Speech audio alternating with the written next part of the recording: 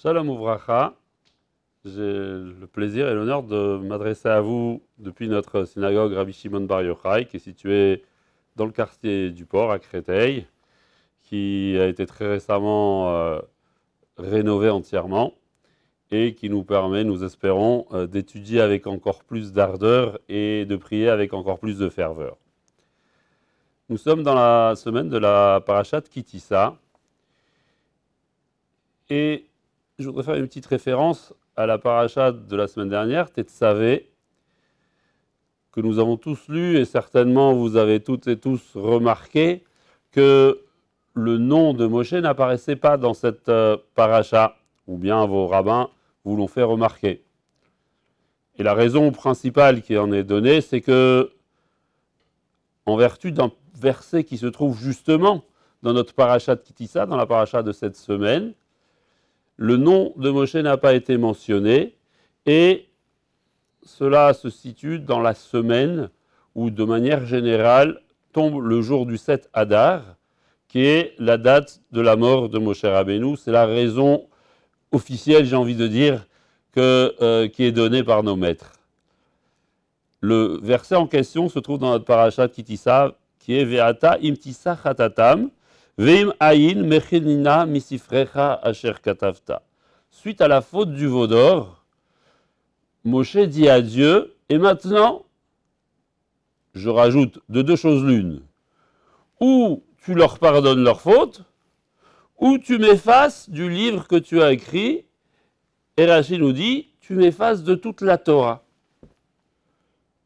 Et bien que Dieu va pardonner la faute du veau d'or au Ham Israël, Dieu va quand même appliquer la requête de Moshe Rabbeinu, et c'est pour cela que son nom n'apparaît pas dans la paracha de Tetzavé. Mais dire que c'est parce que ça tombe la semaine du 7 Adar, qui est le jour de sa disparition de ce monde, et que donc on nous fait un petit clin d'œil pour mettre une petite absence de Moshe dans la Torah, la première paracha dans la Torah où son nom ne figure pas depuis que Moshe est né, c'est faire abstraction du fait que le 7 Adar n'est pas seulement la mort de Moshe Rabbeinu, mais aussi le jour de sa naissance. Donc, on se sera attendu que dans la paracha où tombe la semaine de l'anniversaire de naissance de Moshe, il y ait au moins son nom. Alors, en réalité, et c'est le point essentiel que je voudrais aborder avec vous, dans notre paracha, dans Ki Tisa, lorsque Moshe dit à Dieu de deux choses l'une, ou tu leur pardonnes, ou tu m'effaces de la Torah, il met en avant quelque chose d'extraordinaire, un lien d'une profondeur entre Moshe et la Torah et entre Moshe et les Béné Israël. Il met en avant un lien qui est au-delà de ce que l'on peut exprimer par un mot, par un nom. Lorsqu'on donne un nom à quelqu'un ou un nom à un objet, on l'identifie par, j'allais dire, cette étiquette qu'on lui colle. Mais on ne révèle pas ce qu'il est vraiment ou ce que l'objet est réellement. On a donné un moyen de l'identifier. Le nom Moshe, c'est un moyen d'identifier le personnage de Moshe. Mais ce qu'il est véritablement, l'essence de l'être que représente Moshe Rabbeinu est quelque chose de plus profond. Et il s'exprime à travers ce verset. Et regardez comme c'est surprenant. Ce verset se trouve dans la Torah, dans le chapitre 32, verset 32. Et il est commenté dans le Talmud, dans la Gemara Brachot, page 32. Quelle coïncidence. 32, tout le monde sait, c'est la valeur numérique du mot cœur. Le lien qui est entre Moshe Rabbeinu et les Béné Israël, et entre Moshe Rabbeinu et la Torah, est du même registre. Il est d'une profondeur liée à son cœur, mais à un niveau que l'on a du mal à imaginer et à réaliser. Et donc Moshe Rabbeinu dit, certes, les Béné Israël ont fauté, mais la grandeur de Dieu et la grandeur du lien qui relie Dieu et les Béné Israël doit transcender leurs fautes. De la même manière que mon lien à moi avec les Béné Israël, mon lien, moi, avec la Torah, mon lien avec toi, Dieu, il est d'une profondeur qui dépasse tout cela, eh bien, tu dois aussi, toi, dépasser, j'ai envie de dire, mettre de côté certaines règles pour pardonner aux fautes des béné Israël. Et sinon, je n'ai pas raison d'exister dans la Torah. Ma vie tout entière, c'est la Torah, mais ma vie tout entière, c'est les béné Israël. Si, entre guillemets, à cause de la Torah, tu dois détruire le béné Israël parce qu'ils ont fait cette faute lourde du veau d'or, alors je n'ai plus ma place dans ta Torah.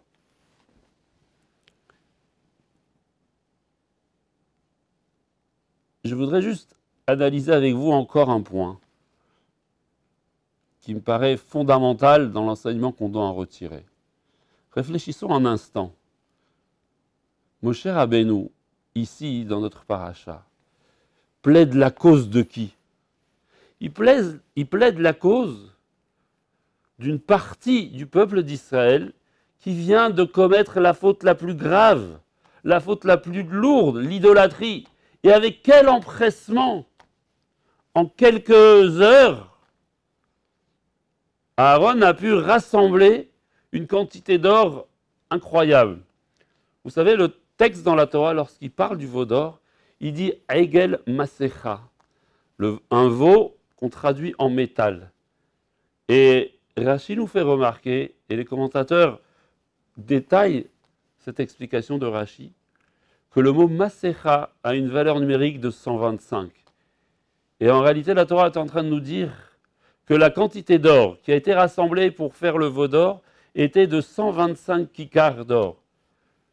Si on fait, le kikar est une unité de mesure, si on transpose avec nos mesures à nous, tenez-vous bien, ça fait à peu près 3 tonnes d'or.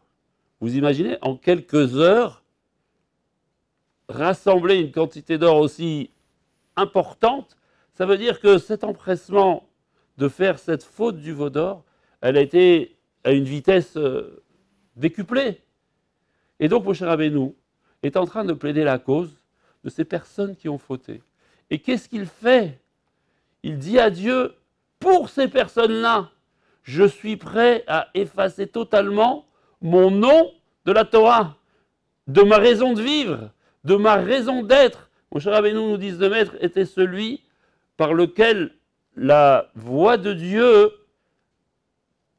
était transmise à travers sa gorge. Ça veut dire la raison d'exister de Moshe Rabbeinu, c'est sa Torah. Et pour préserver, pour défendre, pour permettre la pérennité de l'existence de cette partie du peuple d'Israël qui a été capable de faire cette faute d'Avodazara, de l'idolâtrie, Moshe Rabbeinu va être prêt à dire à Dieu, eh bien, qu'on m'efface de la Torah si on n'est pas en mesure de lui pardonner. Et c'est ça l'essence de Moshe Rabbeinu. Et c'est pour ça qu'on comprend un peu mieux pourquoi dans cette parashat Tetzavé de la semaine dernière, qui est aussi la parashat de la semaine de l'anniversaire de la naissance de Moshe Rabbeinu, son nom n'est pas mentionné. Parce que ce à quoi on veut nous faire allusion, c'est un niveau qui est bien plus élevé que celui du nom et qui est ce qui représente véritablement la source, l'origine spirituelle de ce qu'est Moshe Rabbeinu.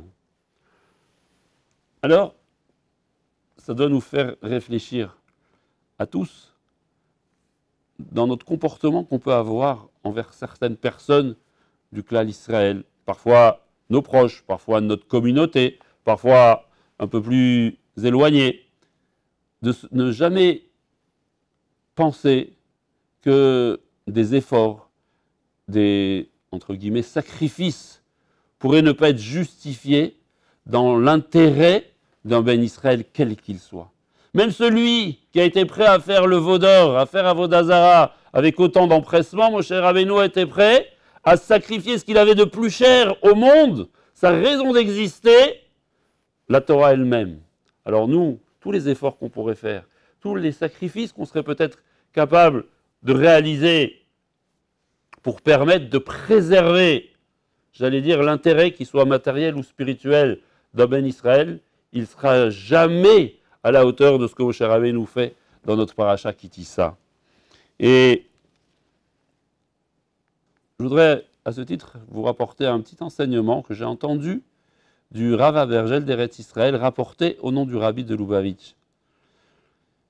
Il fait remarquer que dans la Torah, ce qui prime est toujours la droite, le côté droit. Quand on regarde les schémas des mondes spirituels, le chesed, la bonté, est représenté à droite. Lorsque on donne la tzedaka, on nous recommande de le faire de la main droite. Lorsque on prend le verre de kiddush le Shabbat, on nous dit qu'il faut tenir le verre de la main droite. Même les téphilines, que la majorité des gens mettent sur la main gauche, avec quelle main on les attache? Avec la main droite. Donc on voit que la droite, c'est ce qui prime. Le Zohar nous dit, on a deux yeux, Ayin Tova, l'œil qui est bon, qui va être source de bien, c'est l'œil droit, etc., etc. Chose surprenante. L'organe vital principal du corps humain, le cœur, dont on a parlé tout à l'heure, il est à gauche. Pourquoi Dieu ne nous a pas fait avec un cœur à droite? Ça aurait respecté le schéma qui est tracé dans tous les autres domaines. La réponse qui est donnée est la suivante.